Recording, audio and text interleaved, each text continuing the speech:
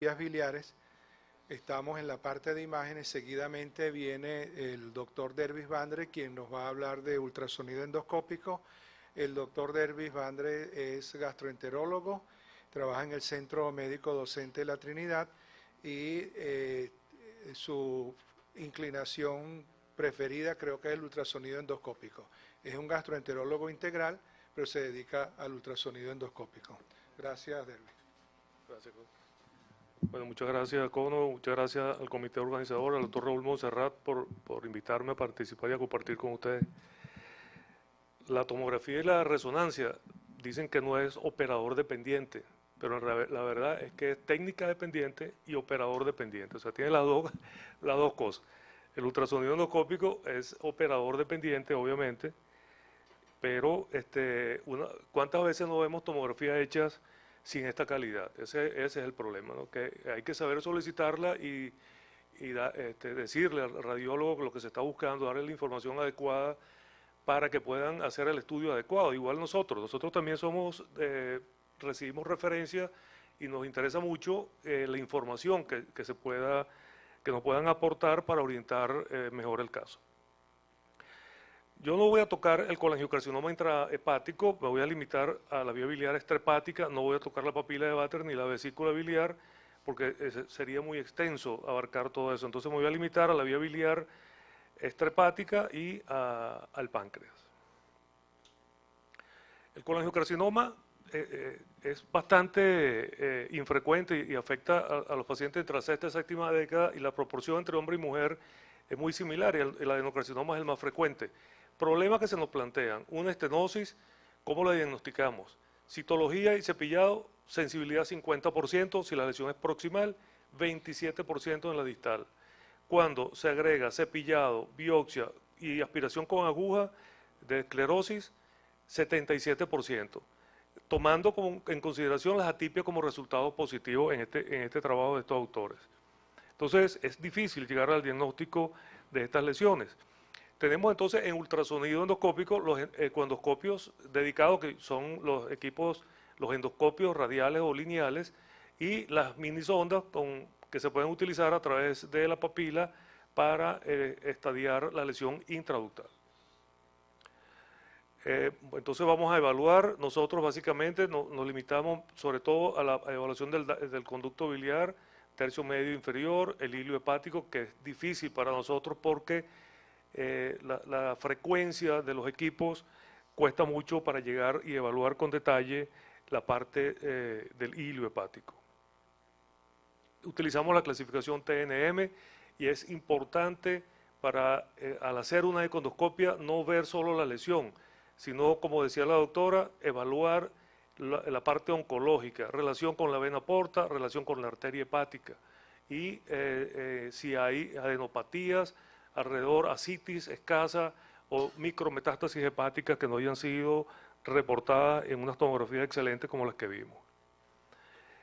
El estadiaje de estas lesiones viene de hace muchos años. Ya el doctor Loctio, quien tuve la suerte de conocerlo y fue mi profesor, ya había descrito en esta época, en el año 91, su experiencia en el estadiaje T con esta sensibilidad en los tumores del conducto biliar común y 85% del conducto hepático común. Y además demostró que podían ver los ganglios y comparó sus resultados imagenológicos con la cirugía. Luego aparece el ultrasonido intraductal y se evalúa la invasión de la porta comparando el ultrasonido intraductal versus el ultrasonido estándar, el econdoscopio dedicado. Y fíjense que se evaluaron estos 18 pacientes utilizando sondas de 7.5 MHz, 15 MHz, 20 o 30 MHz versus el econdoscopio dedicado. El ultrasonido endoscópico intraductal puede evaluar la invasión a la porta en el 100% de los casos, mientras que el ultrasonido endoscópico dedicado en el 91% de las veces. Los criterios que se utilizan son similares a los de la tomografía: penetración de la pared, pérdida del espacio entre el tumor y la pared y trombosis de los vasos. Ya pérdida del flujo total, y ahora con los equipos nuevos con Doppler, obviamente podemos ver eso con mayor detalle. Sin embargo, el ultrasonido endoscópico intraductal El problema que tiene es que es extremadamente costoso, las sondas no duran prácticamente nada y cuestan como 7.000, 8.000 dólares y puede ser que se te dañen el primer paciente. Entonces, no tomó popularidad debido al alto costo de esta sonda. Menzel evaluó 56 pacientes comparando ultrasonido endoscópico más ultrasonido intraductal y colangiopancreatografía versus la cirugía. Y observen aquí cómo el intraductal supera el ultrasonido endoscópico estándar, 89.1% de agudeza diagnóstica versus 75% el econdoscopio estándar.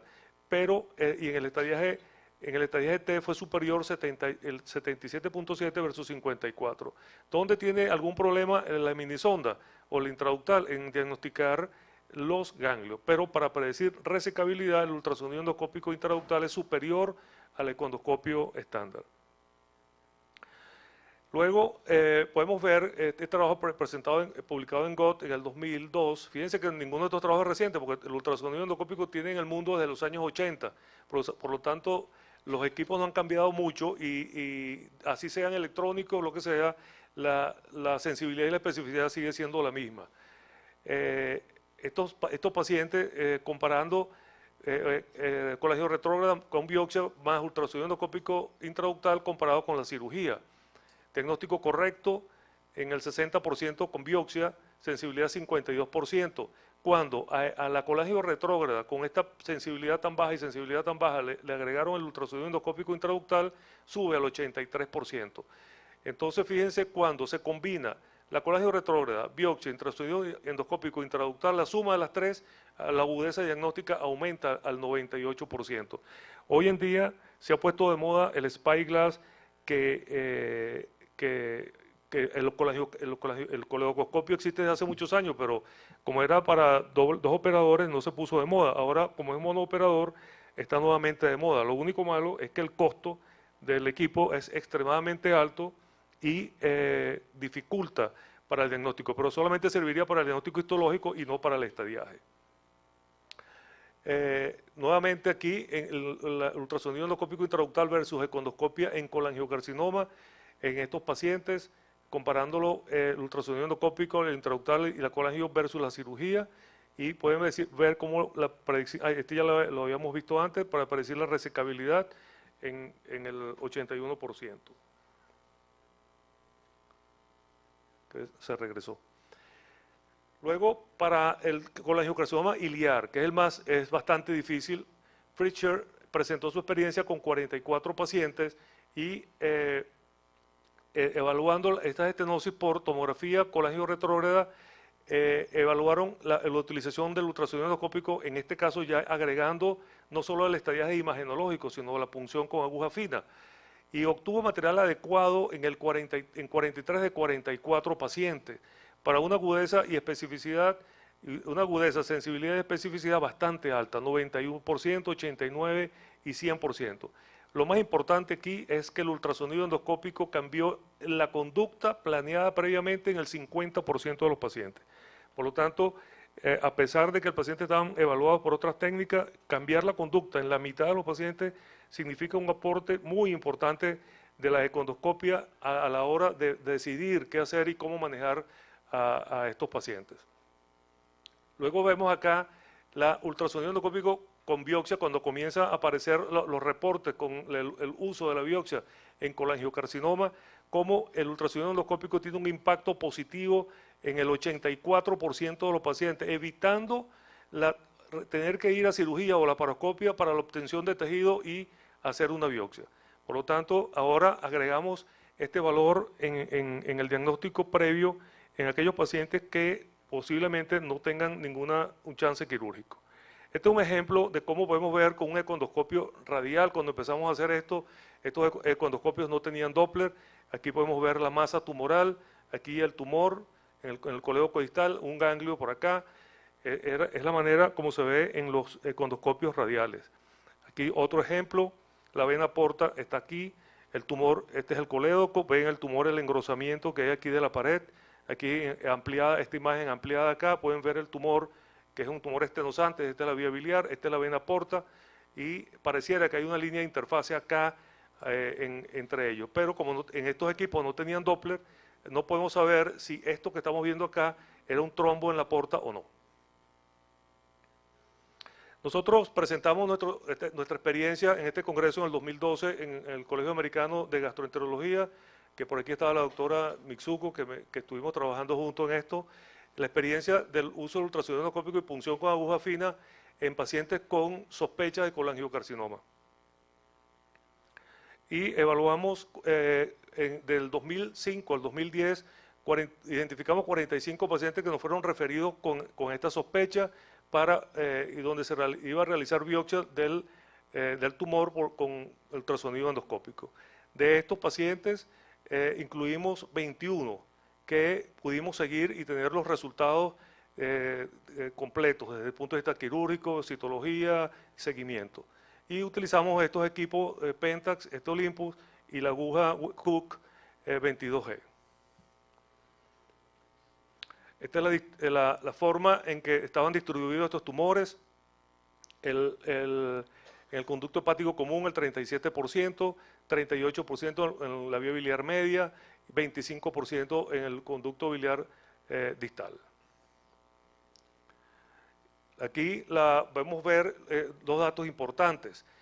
Clasificamos los tumores de acuerdo al TNM y evaluamos los resultados de la biopsia de acuerdo al tamaño de estos tumores TNM. ¿Qué pudimos encontrar? Que mientras más grande era el tumor, por supuesto, los resultados de la citología iban a ser mejores. Lamentablemente aquí se corta, pero el valor, la agudeza diagnóstica que tuvimos en estas punciones fue del 75%, para una sensibilidad del 75%, una especificidad del 100%, un valor predictivo positivo del 42% y un valor predictivo negativo, creo que está acá del 70%, que no se ve adecuadamente. Pero lo importante aquí fue que cuando el tumor era T3, observen, 10 de 13 pacientes fueron positivos en la citología. Y cuando el tumor era T2, solamente un paciente dio positivo, 2 fueron negativos, 2 fueron indeterminados. El patólogo no nos pudo decir con seguridad de que si era maligno o no, y un ganglio que le realizamos punción resultó positivo.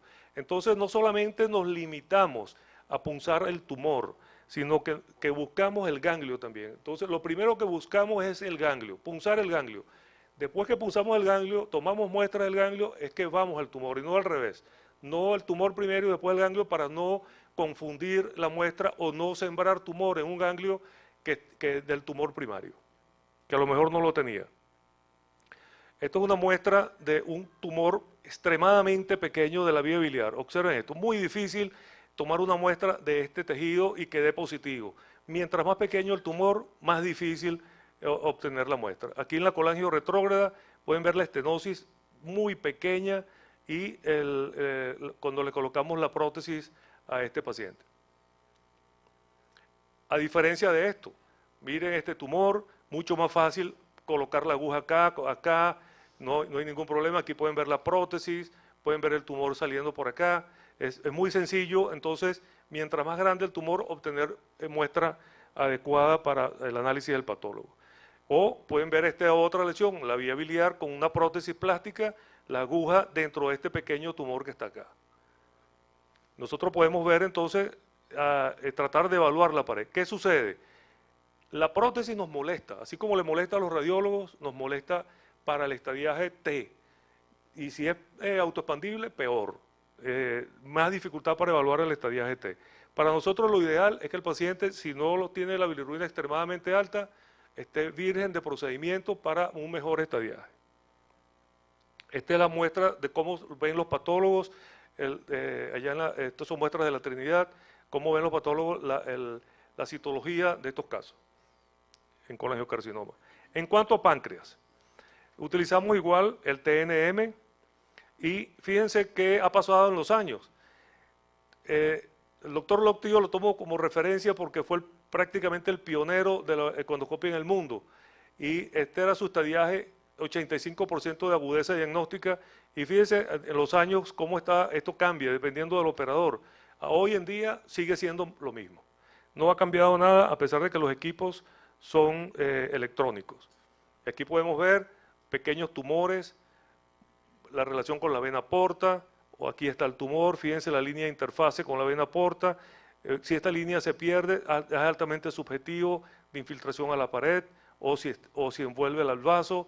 Utilizamos exactamente los mismos criterios, pero aquí, esta pequeña cosa hipoecoica que está acá, es ascitis, no visible por otra técnica, porque apenas aquí habrá un CC y medio de líquido. Entonces comienza a preguntarse desde el punto de vista quirúrgico, ¿es operable un paciente con cáncer de páncreas con diseminación peritoneal, ascitis, sí o no?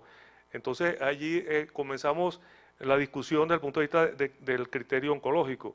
En cuanto al estadiaje N, es más o menos sigue siendo el mismo. Fíjense que a través de los años no hay diferencia importante entre los diferentes autores para la visualización de los ganglios. El problema no es ver el ganglio lo podemos ver, pero el 30% de las veces puede ser normal el ganglio y no necesariamente es maligno. Fíjense aquí el paciente con el tumor de páncreas y este ganglio acá. Ahora, ¿es positivo? ¿Es negativo? ¿Vale la pena biopsiar este ganglio de 8 milímetros? A lo mejor lo biopsiamos y sale negativo y no es un verdadero negativo. Entonces, es complicado el diagnóstico en cuanto a decir si el estadiaje ganglionar es verdadero positivo o falso positivo.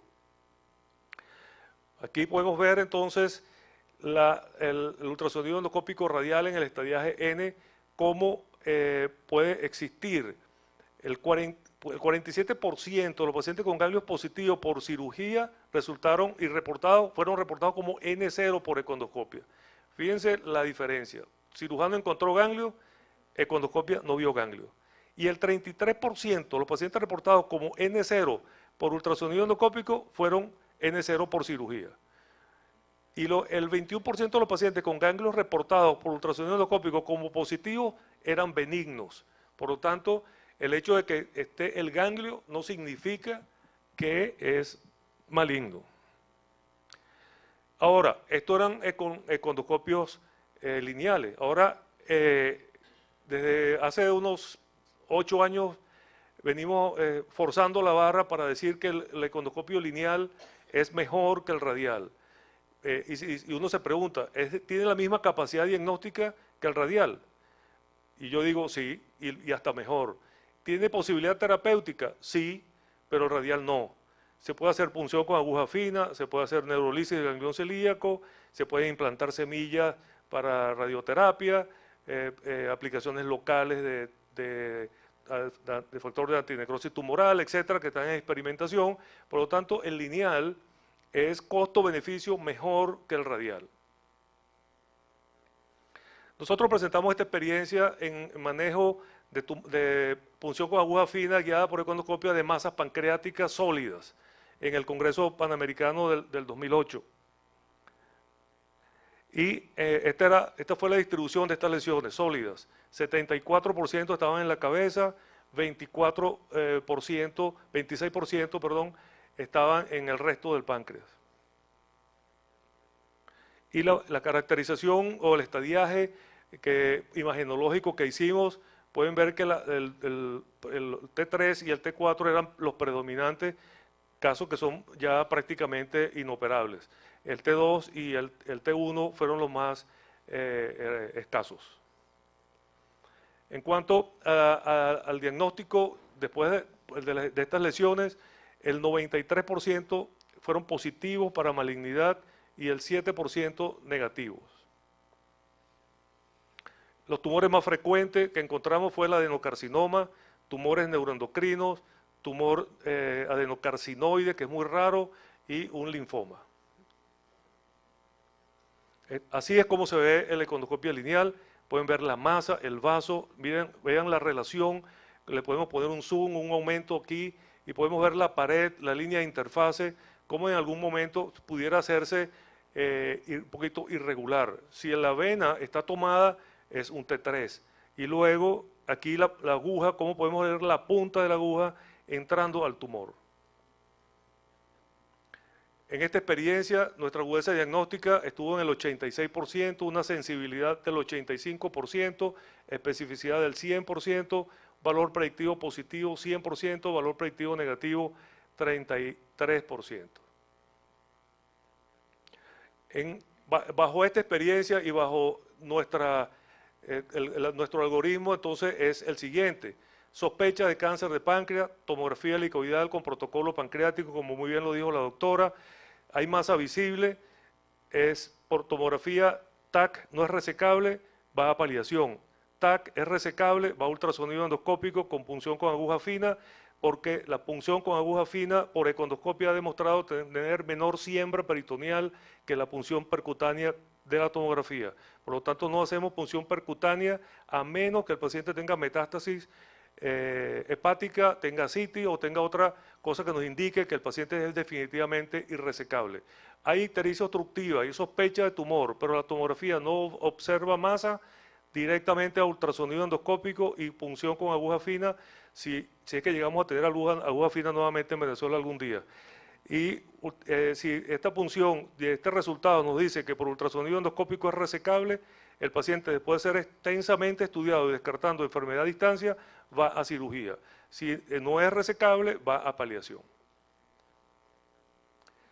En conclusión, el ultrasonido endoscópico es una modalidad importantísima en el estadiaje del cáncer pancreático y colangiocarcinoma.